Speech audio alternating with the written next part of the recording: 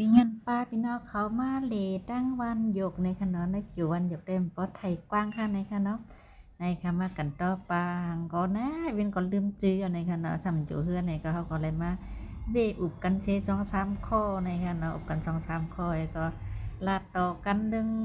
อยู่ดีกินหวานในนั้นนะเนาะทักทายลาดต่อกันให้ก็เวียนก็เลยมาทบเนี่ยเขามากันต่อเขาซ้ำอยู่เฮือนในนั้นนะเนาะมาลัดต่อกันจำจู่ให้ก็ขึ้นกว่าต่อเที่ยงค่าในค่ะเนาะ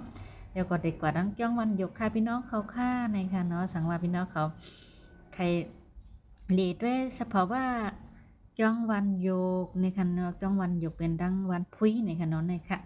ในเต็มมีไม่หุ้งโลในค่ะเนาะตั้งเมืองเขาเต็มมีไม่หุ้งจังในค่ะในค่ะเราเต็มมีไม่หุ้งหลงจังในค่ะจอมสับจ้องค่ะในค่ะเนาะตั้งหองตั้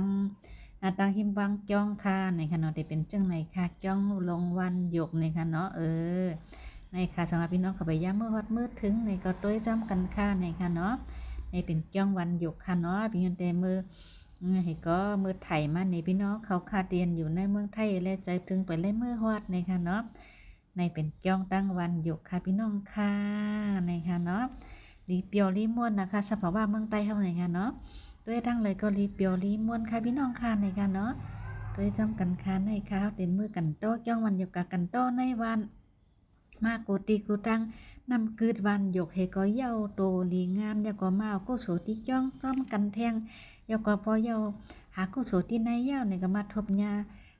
พี่น้องมาจ้องเขาขึ้นมือในค่ะว่าในวินก็ทักทาย2-3 กำในค่ะเนาะพอเอาก็โสติในเย้าในก็เฮาคาก็ติอันขึ้นมือเฮือนไผเฮือนมันค่ะในค่ะเนาะเอามายันก็โสติจ้องวันหยกจ้อมกันในค่ะ